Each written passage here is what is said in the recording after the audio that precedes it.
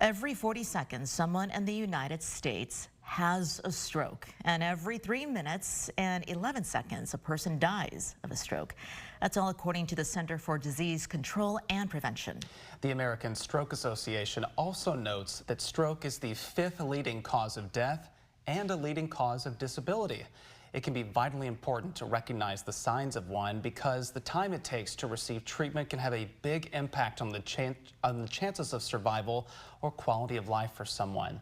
Joining us today to help us understand those signs a little bit better is Dr. Manzure Mawla from Ascension Seton. Dr. Mawla, welcome and thanks for being with us. Thanks for having me. Yeah. You got it. Okay, let's start with just the basic of what is a stroke, doctor, and why is it so dangerous? Yeah. So a stroke essentially is a disease of the blood vessels. And so we have arteries and blood vessels that go into our brain and provide oxygen and nutrients. That's what keeps us alive. And so in a stroke, the blood vessel is compromised, either by a blood clot or the blood vessel bleeds.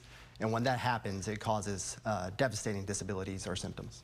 And I think it's important for everyone out there to understand what the symptoms are of a stroke. And there's an easy way to be able to do that. There is. For first, strokes typically cause symptoms on one side of the body.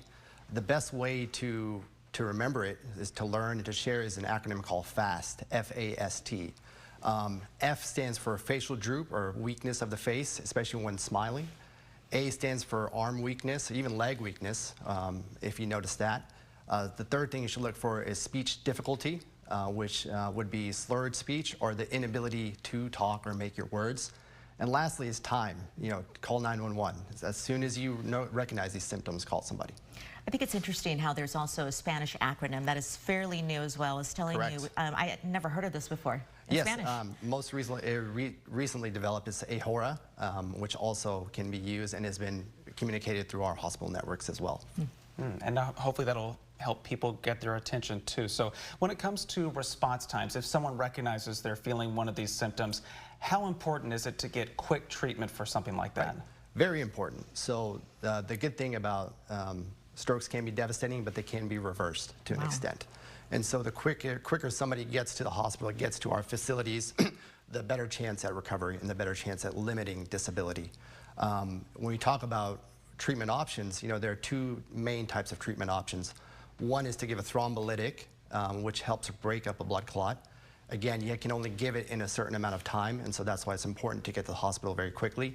A second is a mechanical thrombectomy, where one of our skilled surgeons or proceduralists can go into the blood vessels and remove the blood clot itself. When you do that and you're able to get some kind of treatment, then what is your advice so that it doesn't happen again?